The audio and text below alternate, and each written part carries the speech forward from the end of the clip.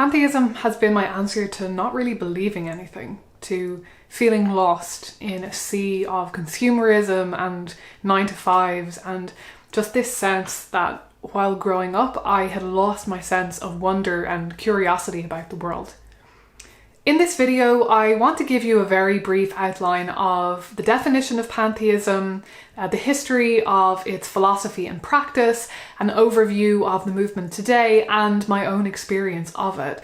Seeing as I've done a master's and a PhD in religion since I made my last What is Pantheism video, I figured it might be time to make an updated version. Pantheism isn't a religion, and historically it's actually been seen as a dangerous stepping stone towards atheism.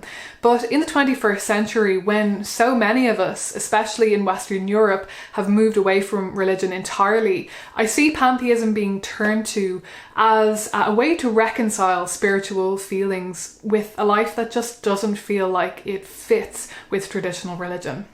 The Oxford Dictionary of Philosophy defines pantheism as the view that God is in everything, or that God and the universe are one.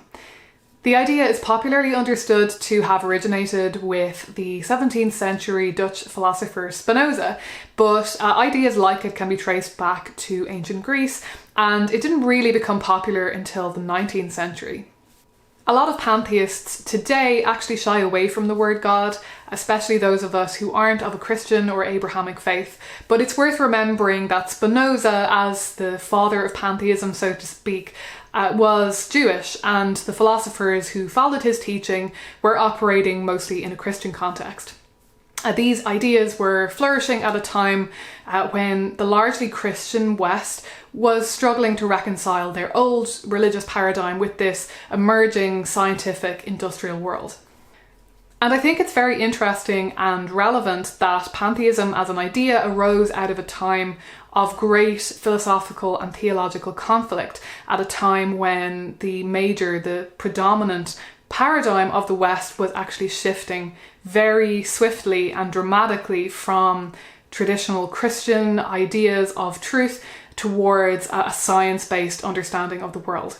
Back in the 17th century, Spinoza was very much still operating out of and writing in a time where Abrahamic faiths, Christianity and Judaism in particular, still had complete hegemonic control over the population.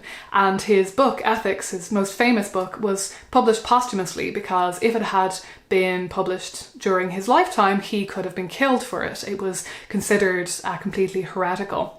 And indeed, many pantheist thinkers around that time were actually executed for heresy, such as Giordano Bruno. As it was, Spinoza was actually excommunicated back in 1656, and the reason behind this excommunication seems to have been predominantly this fear around ideas like his philosophies, that they were leading to atheism, or that they were encouraging atheism and a lack of faith in God.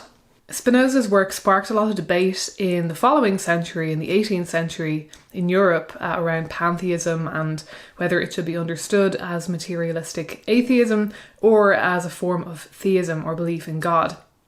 It seems the word pantheism was actually coined in the beginning of the 18th century by an Irish philosopher, John Toland.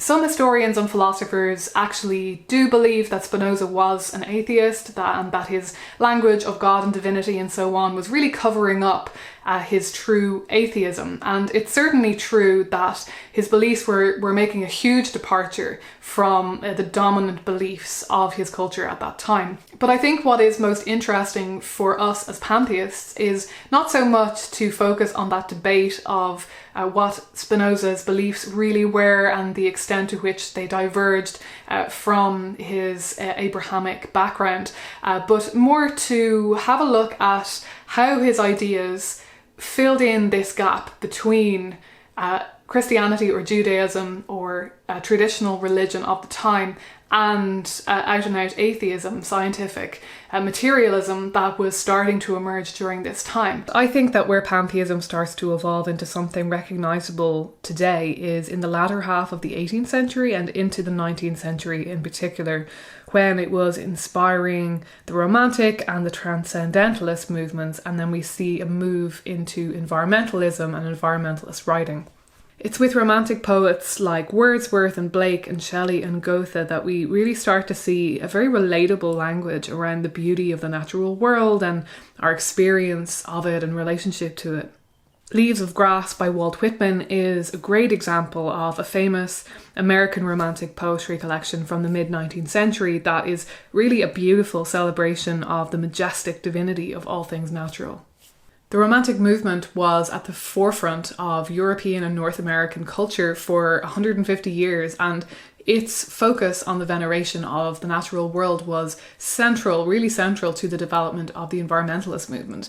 And so in the 19th century, we really start to see some very influential voices like Henry David Thoreau and John Muir, and this really set the foundation for environmentalism as we know it today. And I think we especially see a thread of pantheism through the emerging idea of deep ecology out of the environmental movement, which was a kickback against what deep ecologists saw as a very anthropocentric or human-centric idea of environmentalism and ecological movement. They wanted to move the concept of environmentalism away from merely focusing on surface level environmental problems that were just affecting humans and human populations, and to look more broadly at a problematic relationship that humans had developed to the natural world, and to try to rectify this imbalanced relationship that humans have with this ecosystem that we're a part of and that we have influenced so negatively during our evolution. And that really brings us to today. I don't think that pantheism can necessarily be described as a movement because it isn't necessarily one coherent whole that has a single definable mission. But I do think that the people who are drawn to pantheism are similar, that we have similarities with one another, and we are concerned about similar things or have come up against similar issues in our lives, and we are seeing pantheism as a way to remedy what we understand as a dearth of meaning in the world, or a lack of consideration for the material world that we live in. A lot of pantheists see the contemporary world as lacking in enchantment, as being devoid of a lot of the magic and really important human emotion that arises out of religion. And it's controversial in religious studies and in sociological studies of religion to understand religion as being an innate human instinct. It's very complicated to even define religion, but I do think that what we call religions, the various types of worldviews and systems and practices that we tend to categorize as religions, have very important functions for humans, and they are an important outlet for us for experiences that can be loosely categorized into something that we call religious or spiritual. Science has become the new religion for many of us, but it had left me really cold. And the idea of pantheism felt like it was offering me a choice. I could choose to look out of the world every day and think, this is worthy of reverence. If you watch my channel, then you know that I'm all about exploring and experiencing things that can't necessarily be described by science yet. But I was starting out from this place where I felt like all I could know about the world was what scientists and physicists have described to us. The scientific, materialistic worldview that my education gave me left me doubting my own feelings. I wanted to believe in God or a goddess, but I couldn't. But when you start doing ceremonies, rituals, little habits that celebrate the world you're in and your place in it, you start to give yourself permission to make different assumptions about the why and the what of the universe. When it comes down to it, the most important thing to me about pantheism is that it re-enchants the world. It suggests to us that the world as we perceive it, as we can know it in our lifetime, is worthy of reverence, that it's worthy of worship. And we don't necessarily have to hold faith in any particular ideas about things that may or may not exist outside of that world, outside of our day-to-day experience, in order to feel that sense of reverence and in order to have a very meaningful spiritual or religious life and experience. So thanks so much for watching this video. I hope that this has answered some of your questions about pantheism, or better still, that it has raised some questions for you, or that it has introduced you to a new way of looking at the world.